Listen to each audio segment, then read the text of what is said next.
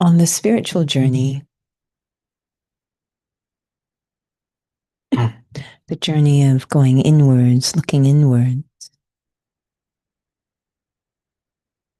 I discover more and more that how I feel, how I think, how I see, how I understand, and what I express is completely a function of what is going on inside of me.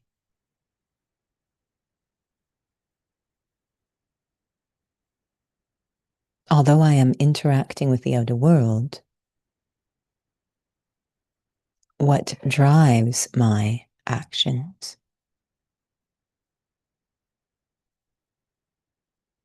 is my inner world, the state of my inner world.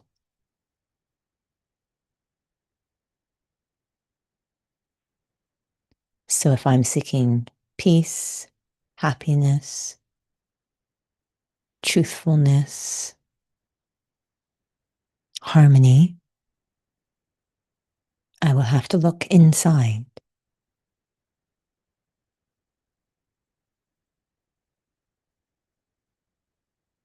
Am I expressing these qualities or even experiencing these qualities inside? And if not, what is blocking, obstructing, or maybe even sabotaging the experience of these qualities inside?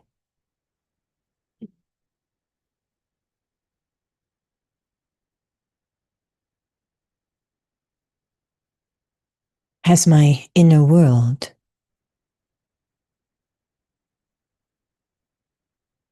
moved from being under my control, as if there's a coup d'etat in my inner kingdom, opposition? I want to be a source of peace, a peaceful person, light, compassionate, kind, forgiving. I want to be all of these, but something inside keeps obstructing. As tempting as it is to blame the outer world, it's something inside.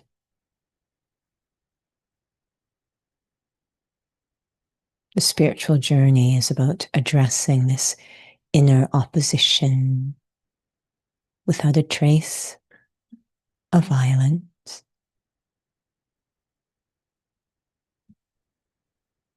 How to transform, go beyond the influence of this opposing or resisting forces inside. So the true me, my intrinsic goodness, can be all I experience and express. Om Shanti.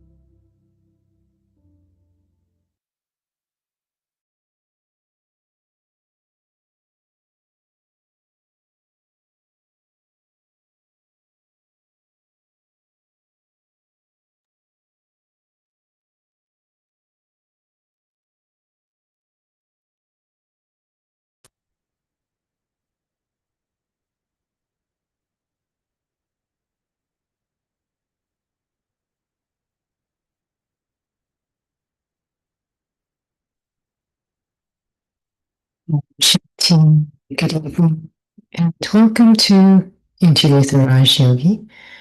And tonight's session is resist that which resists in you. And perhaps maybe I'll actually give this to Judy so I can fix the mic on that side. Okay. I guess I'll just ask myself a question. How are you today? Oh, I'm great. Thank you. How are you? Oh, I'm good too. So I believe that this quote, resist that which resists in you, is from the ancient epic, saga, myth, the Mahabharata. And we have the five Pandavas brothers that are fighting for good, for justice, for fairness. And the oldest one, Yudhishthira, who's destined to be king, he's told at some point to resist that which resists in you. Oh, Shanti. So I did not know that's where that quote came from.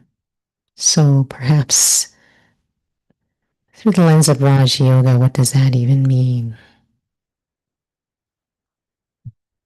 So Raj Yoga certainly explores the idea of emerging our intrinsic goodness, that's our true or authentic self. But during the course of our journey through time, we disconnected to our authentic self through a shift in consciousness from spiritual to physical. And with that, it's as if we took on a completely different persona, which eventually became a habit. And so there's a deep longing, perhaps in every soul, to return to that original intrinsic self. And that journey is going to include addressing the opposition from the not self, if you will, the self that emerged when I was in a physical consciousness. So a lot of resistance from acquired habits along the way. What does that look like inside when we're talking about habits? Perhaps I'm sharing on behalf of many who find that trying to break habits can sometimes be a violent thing, oppressive, suppressive. How is it different, and what habits am I breaking in Raj Yoga? What I really enjoy about Raj Yoga is that it's not going to in any way use a battling, even though the Pandavas, these five brothers, are shown as warriors, but it's not going to use a violent or laborious or battling or laboring approach. Although we are on a battlefield, none of those energies are going to be used. What it will use is two powers: the power of understanding, which we call knowledge or spiritual wisdom, and the power of love, which we call yoga, the power of reconnecting to a very elevated energy, very benevolent energy. So using these two powers to really negotiate our path back to the original self. You mentioned about the power of love, the power of understanding. Do you feel there are a lot of other capacities involved in that, or is those are just two examples you're sharing about in terms of what's required? Raj Yoga also specializes in getting to the root or seed of things. So, for example, we have the phrase, purity is the mother of all virtues. So I can just focus on purity and get all the virtues. So similarly, this idea of focusing on just a few things that will bring a lot of capacities with them. So when we talk about power or spiritual power or the power of purity, this is going to show up in different situations as many different capacities. And we sometimes compare it to the sun. So the idea that the sun is just shining sunlight, but how that is used in different ways around the planet. Depends on how it's needed. So it might warm seeds so that plants can grow. It might be used to provide vitamins to the body. It might be used to warm a space. It might be used to burn something. So many different capacities come along with just a single source. So if I can focus on the root of things, the seed of things, the mother of things, then I can get all of these other capacities too that will be emerge as needed in the situation. There was a class this evening that I know you were listening to as well, and some of the things that one of the students was asking one of our senior students. So I found some very relevant questions. One of the questions she was mentioning, or maybe it was just during the conversation about love is important, but we are lacking power. And what would that power look like if some of the context of some of the questions was like, for example, anger comes up, and sometimes it can feel like a very overwhelming feeling. So is it something that I have to practice, something I need to practice over a long period of time, that I need power? Because even just the title, which I picked on purpose, Resist That Which Resists in You, can sound like a violent thing, actually. So there's love, and then there's the power of love. And the power of love is really the power that helps to transform. I'm smiling because there was a situation today where I was on the weight floor just doing my own training, but there was another personal trainer working with a client, and I know them, so they didn't mind that I was there. Moving around them. And at one point, I heard the client say to the trainer, "My goodness, you have me doing such challenging and odd things today."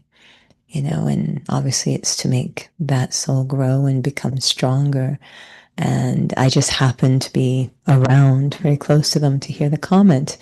And they acknowledged me, and I said, "Oh, actually, that's love." I think they thought I was crazy because neither of them said anything. So we have concepts of power and love that probably are both off. Both don't seem to really address change in a healthy way. Very often, love is something that keeps us stuck in the same place, unless we call it tough love.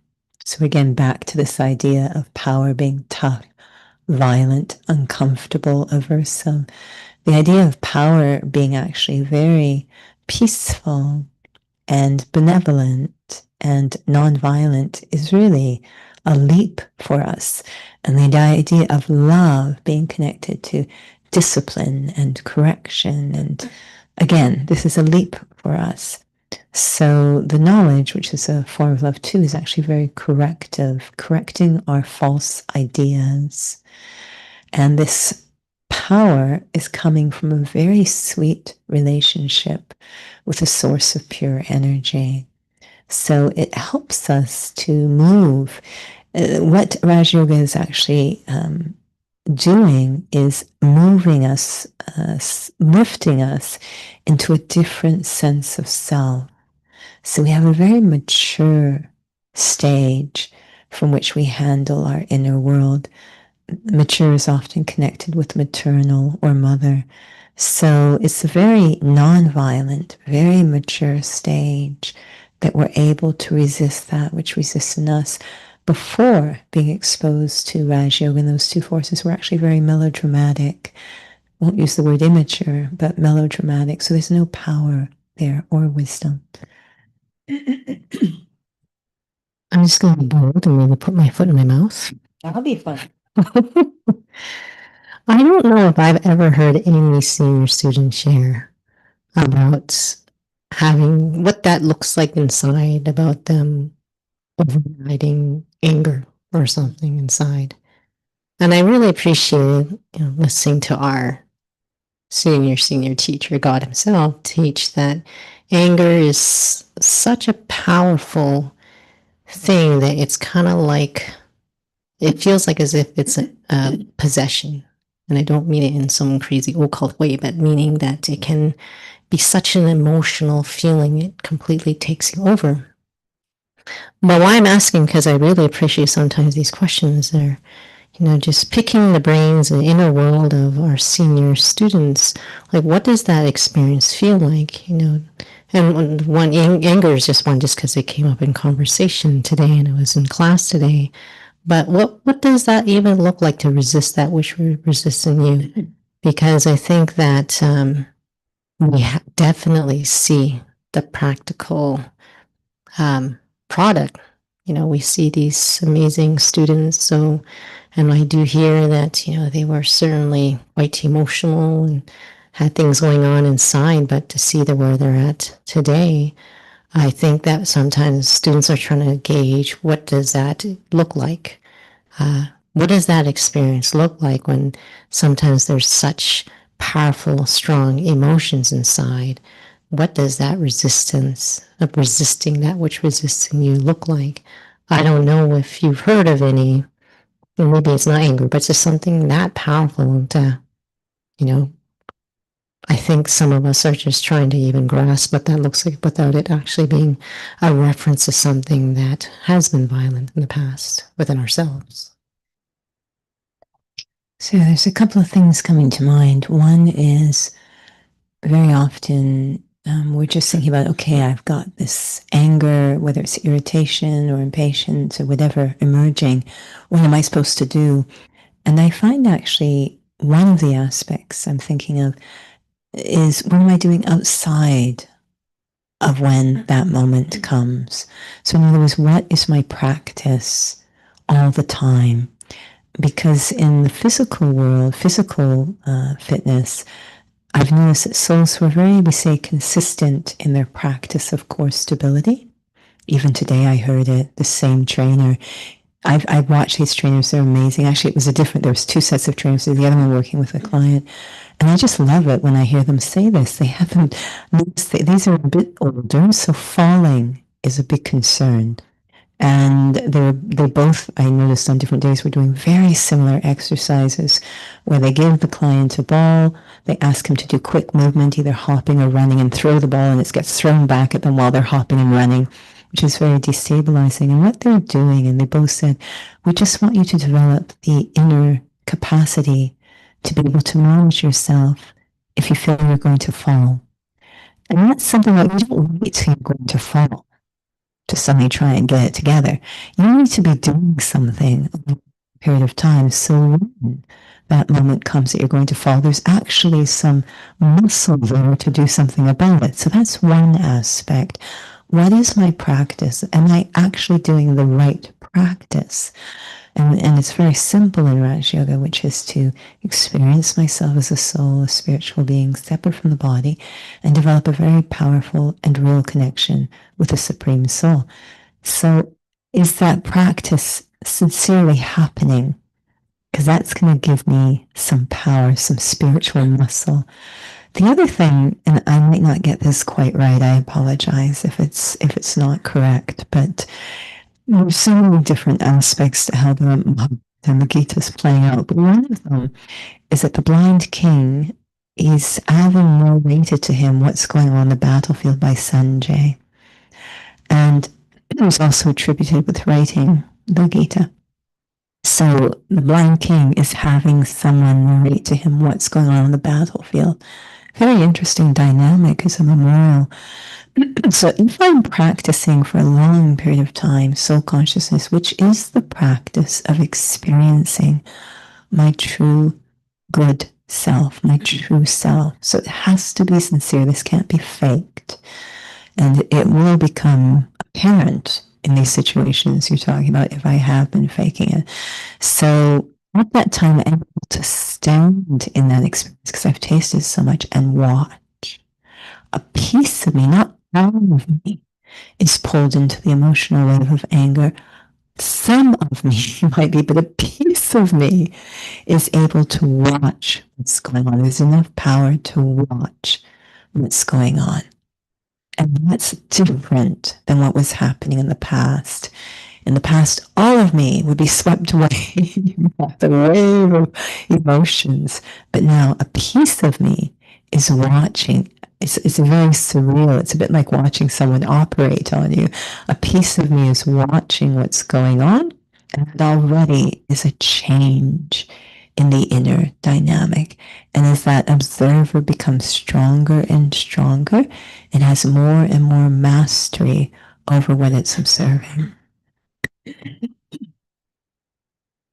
Sounds like a dumb question, but I kind of, just because I've had some souls mention about it, was like, is that more of an experiential thing? I've had some souls say, I picture myself floating. So it sounds like a dumb thing, but it's because this has been a conversation actually in this study group call too. Are we genuinely practicing soul consciousness? So what does that feel like, this piece of you, before it becomes borderline disassociation? And I don't mean that at all as an offense, because there have been situations with patients I've known where the disassociation is a very valid experience because of the trauma they're going through. So when you're sharing this piece of you watching you, what is that more of an experience? I'm feeling, I'm really feeling, without it being intellectual experience of being a soul, I'm feeling this real deep piece of peace inside, but it must be, perhaps maybe beyond words. So it's actually the opposite end of disassociation. It's deep connection. So we could again use the example of an actor on a stage playing a part.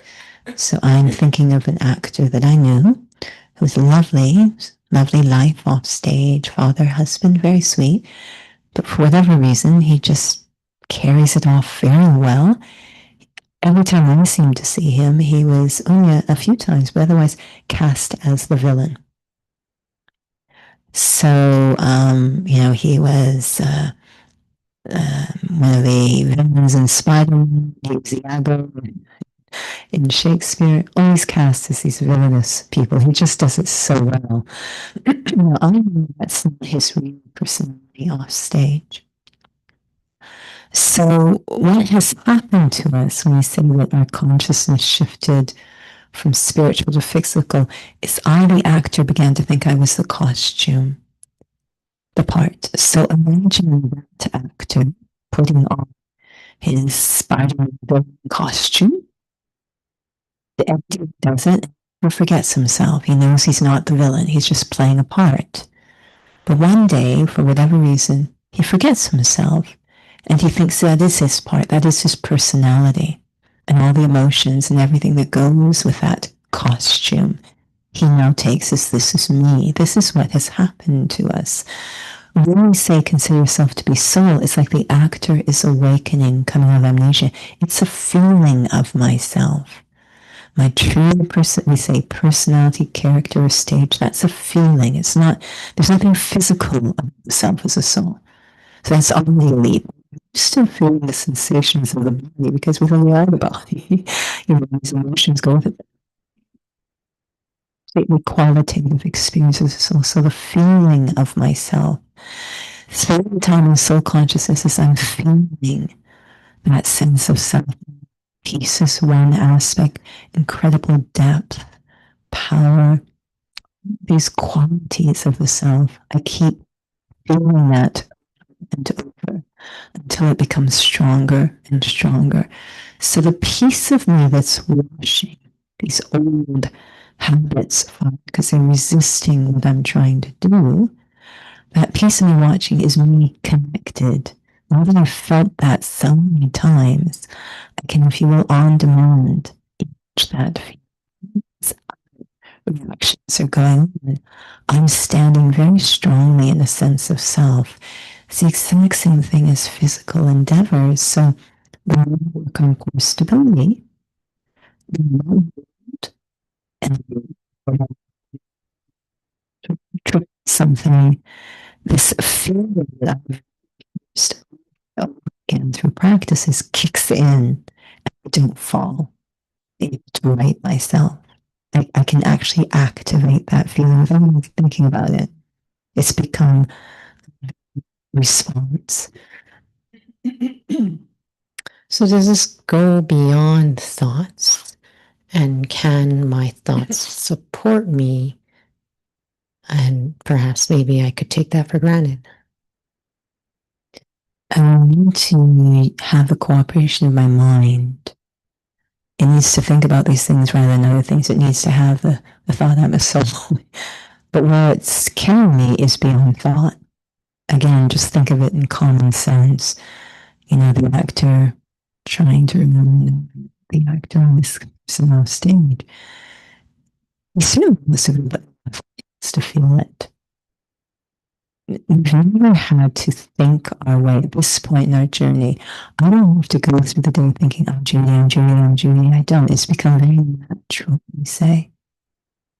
So I need to use the cooperation of mind until self is completely awakened, which is a feeling state, an experience state, we could say, until it's a select by destination is a natural place, which means beyond thought.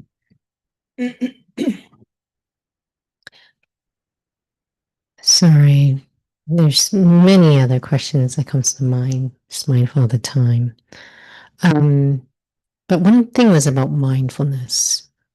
Is that already a natural thing? Because it's probably quite well known practice that's out there. Where does that fit in this? Or is it supposed to fit in this? Or is it that it's really me, the soul, being mindful anyways? Because it does show there's a lot of research about it. There's a lot of benefits in it. But it does feel like whatever I had read about it because of a patient I was working with, that there is some overlap, but at the same time, Raja Yoga is very unique. I remember visiting a friend of mine who's an architect, and one day I went and he was super excited. He says, "I've bought a new tool," and he took me into the basement, and there was this beautiful shiny red toolbox, metal toolbox, really pretty. The box was pretty. And then he opened up. He said, "This is, I think it was called a Cecil or something." And there was a special saw. It looked pretty intense. Now, when he uses that tool, he's going to do magical things with it. If I was using that and am inept, I don't think anything great is going to happen.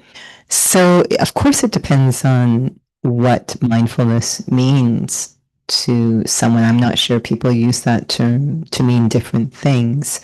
I do get the sense, the definition I was told was, to observe what's going on from a compassionate place. That was the definition given to me. So it means different things to different people. For me to be in the consciousness, to use that tool in physical consciousness, so I haven't shifted into soul consciousness. I'm still thinking I'm just Judy, just this body of this birth. It will have some effect as a tool, like Judy trying to use that Cecil thing. But in soul consciousness, it has a complete, that tool will have such a different impact. So again, the consciousness is being harmed. So it will have limited, so that things like the anger you're talking about, like really, things coming from a deep place come up. It's just not going to be an effective tool. If huge calamity, I remember I just had the first aid training, this new section that they've added because of the state of the world. This is the first year that they've added it, which is disaster and triage. Because right now we're seeing it's not just one casualty, it's like a huge car wreck or an airplane crash. You have to make some decisions. Now, I'm listening to a facilitator. I'm like, okay, everything that he's saying, he would be able to do because of the stage that he has. But what he's saying to us, and he knows it as he's saying, I'm not sure we'll be able to do because we don't have that stage. So the tools It's useful, but the user is far more powerful, far more important to get straight. Is the soul trying to be mindful? Self thinking I'm the body trying to be mindful. Judy, the soul who's trying, which consciousness, which sense of self am I holding as I use that tool? That's kind of my feeling. Well, we're going to have a whole several interviews about soul consciousness then on another day. So perhaps we'll have a short reflection. We're way, way over time.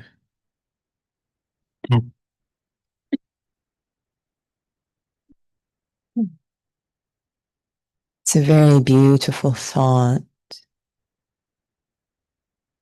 The idea that every human being is intrinsically good, peaceful, kind, truthful, even joyous. Some may argue that's not true, that there are evil people in the world. But maybe it's possible that that kind of character emerged over time as the soul disconnected from itself, forgot itself, came under the influence of that limited experience of self, that I'm just a physical being. I'll never know the truth if I don't experiment. Experimenting on myself. What is the result, the effect of experiencing myself to be a soul, eternal, separate from the body, very light, subtle, and even peaceful energy, moving through time, never having to attach, that is, become afraid or vulnerable or stressed, just light. Maybe through my own experiments, I can discover what is true. Shanti, thank you, Sister Judy. Thank you to those who've joined with us. I found this to be a very thought-provoking conversation. So we want to remind souls there is the Raksha Bandhan program that we have every year. So if you haven't had a chance to check out the center's website or Eventbrite, it is on Friday, August 14th, 6:30 to 8:30 p.m., I believe. And it's at Scarborough Community Association. Again, please visit the center's website, www.brahmakumaris.ca/Calgary, and just go to the on-site events. We are not promising, but we are definitely going to try to live stream. We have some internet problems in that space, so we will do our best. And of course, we have our drop-in sessions at the Inner Peace Center, English on Mondays, 6:30, Hindi on Wednesdays, 6:30, and also at the Academy evening meditation on the Thursdays at 6:30 as well. And also learn about meditation. So that's 12:15 to 1:30. And the next session that is on a Saturday is August 22nd. So we can't promise it's third Saturday, fourth Saturday. So at least we can let you know it's August 22nd is the next one. So please visit the center's website or the Eventbrite to find all of our different sessions. Thank you for joining. Shanti.